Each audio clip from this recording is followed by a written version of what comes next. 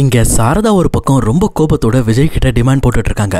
இங்க பாரு தம்பி, என் பொண்ணை உன்னை நம்பி நான் அனுப்பணும்னா நீ என் பொண்ணை பத்திரமா பாத்துக்கவன்னு எனக்கு நம்பிக்கை வேணும்ல. அதுக்கு நீ என்ன பண்ண போற? ஏன்னா உன்னோட வீட்டில் இருக்க உன் பாட்டியும் உன்னோட சித்தியும் என் பொண்ணு ரொம்பவே வெறுக்கிறாங்க. அதுவும் இல்லாம நீ டிவோர்ஸ் கேட்டதா சொல்லி டிவோர்ஸ் நோட்டீஸ் வரைக்கும் என்கிட்ட எடுத்துட்டு வந்து கொடுத்துட்டாங்க. ஆனா எனக்கு அதுல நம்பிக்கை இல்லை. எனக்கு நம்பிக்கை இல்லைன்றத சொல்றதை விட இங்க காவிரி உன் மேல ரொம்ப நம்பிக்கை வச்சிருந்தா. அந்த நம்பிக்கையில தான் அவ எதுவுமே பண்ணாம நீ வரணும், உங்ககிட்ட பேசணும் அப்படின்ற மாதிரி ரொம்ப நேரம் காத்துக்கிட்டு இருந்தா. ஆனா இந்த மாதிரி என் பொண்ணு உன் மேல எவ்வளவு நம்பிக்கை வேணாலும் வச்சுட்டு போட்டுப்பா. ஆனா எனக்கு உன் மேல நம்பிக்கை இருக்கணும்னு அவசியம் இல்லைல்ல. ஏன்னா நீ என் பொண்ணை பத்திரமா பாத்துக்குவியா அப்படின்றதே எனக்கு டவுட்டா இருக்கு.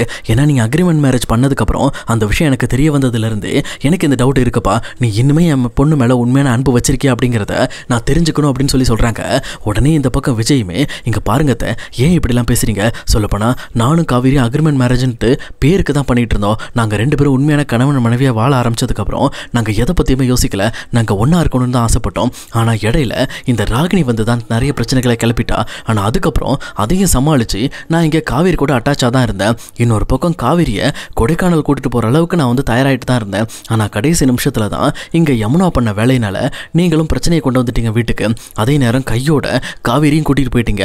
அன்னைக்கு நான் காவிரியை பேக்கை பேக் பண்ண சொன்னது உங்க வீட்டுக்கு அனுப்புறதுக்காக கிடையாது. காவிரி நானும் கொடைக்கானல் போய் நல்லா வந்து ஹனிமூன் என்ஜாய் பண்ணுங்கிறதுக்காக தான் இப்படி ஒரு பிளானிங்கை நாங்கள் பண்ணியிருந்தோம். ஆனால் அது எல்லாமே வேஸ்ட்டாக போச்சத.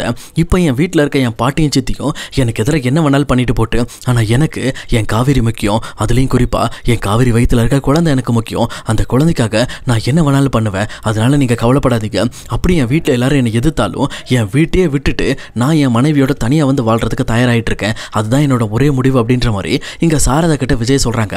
இதை கேட்ட உடனே சாரதாவுமே உடனே இங்கே விஜயோட கையை பிடிச்சி இங்கே காவிரியோட கையை ஒன்றா சேர்த்து வைக்கிறாங்க. இங்கே பாரு தம்பி, நான் யாரை நம்பி என் பொண்ணை உன் கூட அனுப்பல. இப்போ உன்னை நம்பி தான் அனுப்புறேன். நீ தான் என் பொண்ணை கண்கலங்காமல் பார்த்துக்கணும். அதுவும் இல்லாமல் இவ ரொம்பவே கஷ்டப்பட்டுட்டாப்பா. இனிமேலே இவ கஷ்டப்படக்கூடாது. இவ கஷ்டப்படாமல் பார்த்துக்க வேண்டியது உன் கடமைன்னு சொல்லி காவிரியை இந்த பக்கம் விஜயோட அனுப்பி வைக்கிறாங்க. ஆனால் அதே நேரம் இங்கே விஜய் ரொம்பவே டென்ஷனோட தன்னோட தாத்தா பாட்டியை பார்க்கறதுக்காக வீட்டுக்கு வராங்க. ஆனால் இங்கே வந்ததுக்கு அப்புறம் தான் தெரியுது காவிரியை பார்த்த உடனே பாட்டி இங்கே கண்ட மினிக்கு பேச ஆரம்பிக்கிறாங்க. இதை கவனிச்சிட்டு இருக்க தாத்தாவும், இங்கே பாரு சும்மாரு, தேவையில்லாமல் இந்த விஷயத்தில் பேசாத. விஜய் காவிரியை கூட்டிட்டு வந்திருக்கான்னா அவனுக்கு விருப்பப்பட்டு கூட்டிட்டு வந்திருக்கான். இது அவனோட லைஃப், அவனே முடிவெடுக்கட்டு அப்படின்ற மாதிரி இவங்க ஒரு பக்கம் சொல்லிட்டு இருக்காங்க. ஆனால் இங்கே விஜயோட சித்தியும் விஜய் கிட்ட வந்து, விஜய் அவள் வேண்டாம்ப்பா, அவள் அவன் கூட இருந்தான்னா உன்னை நிறைய பிரச்சனைக்குள்ள இழுத்து விட்டுருவாப்பா. அவளால் தான் அந்த பசுபதி உங்ககிட்ட டார்ச்சர் பண்ணிக்கிட்டு இருக்கான். நீ முதல்ல அவளுக்கு டிவோர்ஸ் கொடுத்துரு, நான் டிவோர்ஸ் ஃபார்ம் ரெடி பண்ணுறேன்னு சொல்லிட்டு இந்த பக்கம் அவங்க ஒரு பக்கம் டிவோர்ஸ் ஃபார்ம் எடுக்க போகிறாங்க. அப்போ டிவோர்ஸ் ஃபார்மையும் எடுத்துட்டு பக்கத்தில் வந்ததுக்கப்புறம் விஜய் இங்கே விஜயோட சித்தியை பார்த்துட்டு, என்ன சித்தி என்னையும் காவேரியும் பிரிச்சலன்னு பார்க்குறீங்களா? பாட்டி என்ன பாட்டி நீங்களும்மா இது குழந்தை, சொல்லப்போனால் நீங்கள் இப்படி பண்ணுவீங்க நான் நினைக்கவே இல்லை அப்படின்ட்டு இங்கே விஜய் ரொம்பவே டென்ஷன் ஆகுறாங்க. இதை பார்த்துட்டு இருக்க தாத்தாவும், டேய் இவங்க என்ன சொன்னாலும் கேட்க மாட்டேன்றாங்கடா. அவங்க உனக்கு வர்ற பிரச்சனை எல்லாமே காவிரியால் தான் வருது. நீ தான் வாண்டடாக போய் காவிரி குடும்பத்தில் இருக்க எல்லா பிரச்சனையும் தலையில் எடுத்து போட்டுக்கிறேன்னு சொல்லி என்ன கன்வின்ஸ் பண்ண ட்ரை பண்ணுறாங்க. ஆனால் எனக்கு இதில் சுத்தமாக வந்து விருப்பமே கிடையாதுடா. நீ காவிரியோட வாழ்றதா எனக்கு பிடிச்சிருக்கு. நீ உனக்கு என்ன மனசுக்கு தோணுதோ அதை செய் அப்படின்ற மாதிரி சொல்கிறாங்க. ஆனால் இன்னொரு சைடு இங்கே விஜயுமே, பாட்டி காவிரி இனிமேல் என்னை விட்டு விலகி போக மாட்டாங்க பாட்டி, ஏன்னா காவிரியோட வயிற்றில் என்னோட குழந்தை வளர்ந்துகிட்டு இருக்குன்னு சொல்லி விஜய் சொல்கிறாங்க. இதை கேட்ட அடுத்த செகண்டு பாட்டி சந்தோஷப்படுவாங்கன்னு பார்த்தா காவேரியை பார்த்து கேவலமாக பேச ஆரம்பிக்கிறாங்க. என்ன காவேரி பிளான் பண்ணிட்டியா? இப்படி ஒரு பிளானை பண்ணி தானே நீங்கள் வந்திருக்கீங்க. எனக்கு தெரியும் காவேரி, இந்த மாதிரி நீயும் உங்கள் அம்மாலாம் சேர்ந்து தான் இந்த சொத்தை ஆட்டையை போடுறதுக்கு தானே இதெல்லாம் பண்ணுறீங்க. இது எல்லாமே தெரிஞ்சு தான் விஜய் அவங்ககிட்ட இருந்து விளக்க பார்த்துருக்கேன். அது எப்படி நீ கர்ப்பமாக இருக்குன்னு சொல்லி 2 நாளில் முடிவு பண்ணிட்டீங்க?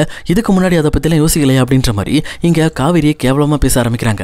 ஆனால் இதை பார்த்துட்டு இருக்க விஜயும், பாட்டி முதல்ல வாய் மூடுங்க, இந்த மாதிரி காவேரி பேசுறதெல்லாம் பார்த்து நிறுத்துங்க. முதல்ல உங்களுக்கு தெரியுமா உண்மை என்னன்னு? காவேரி கர்ப்பமாக இருக்க விஷயம் எனக்கும் தெரியும். அவள் 3 மாசமாக கர்ப்பமாக இருக்கா, அதை பற்றி எனக்கும் தெரியும். அதுவும் இல்லாமல் அவள் கூட நான் ஹாஸ்பிட்டல் வரைக்கும் நான் போய் ஸ்கேன்லாம் பண்ணி பார்த்துருக்கேன். நீங்கள் சம்மந்தம் இல்லாமல் இப்படி காவேரி அசிங்கப்படுத்தி பேசாதீங்க. அவள் என்னோட வாழ வேண்டியவ, என்னோட மனைவியை நீங்கள் என்ன பேசுறது அப்படின்னு சொல்லி இங்கே விஜய் கண்ட மணிக்கு பேசுகிறாரு. உடனே பாட்டி இருந்துக்கிட்டு, இப்போ புரியுதாடா இவள் வந்ததுக்கப்புறம் நீ என்னை திட்ட ஆரம்பிச்சிட்ட பார்த்தியா? இதனால தான் இவளை அந்த வீட்டுக்குள்ளே விடக்கூடாதுன்னு சொன்னேன். இப்போ ஒன்றும் இல்லைடா, அவள் வயிற்றில் இருக்க குழந்தைக்கு எவ்வளோ நம்ம சன்மானம் கொடுக்கணுமோ அதை கொடுத்து அனுப்பிச்சிருவோம்டா. அவள் அந்த குழந்தைய பார்த்துக்கிட்டு அவள் இனிமேல் இந்த வீட்டுக்குள்ளே வரக்கூடாதுடா, அவள் அவன் மனைவியாக இருக்க தகுதி இல்லாதவ அப்படின்ற மாதிரி இன்னுமே காவேரியை போட்டு பயங்கரமாக திட்டிக்கிறாங்க. அப்போ விஜயுமே ஒரு லிமிட்டுக்கு மேலே, போதும் பாட்டி போதும், இதுக்கு மேலே நான் உங்ககிட்ட பேசி என்னையும் சரி என் மனசு காவேரியும் சேர்த்து நான் கஷ்டப்படுத்த விரும்பல. நாங்கள் முதல்ல இங்கேருந்து கிளம்புறோம். உங்கள் சொத்து பணம் வீடு எல்லாத்தையும் நீங்களே வச்சுக்கோங்க. இனிமேல் நாங்களே கஷ்டப்பட்டு எங்கள் லைஃப்பில் முன்னேறிக்கிறோம். நீங்கள் எங்களுக்கு உறுதியாக இருக்க வேண்டாம்னு சொல்லிட்டு விஜய் காவேரியோட கையை பிடிச்சி வேகமாக வீட்டை விட்டு வெளியில் வராங்க. தாத்தாவும் எவ்வளவோ கன்வின்ஸ் பண்ணுறாரு.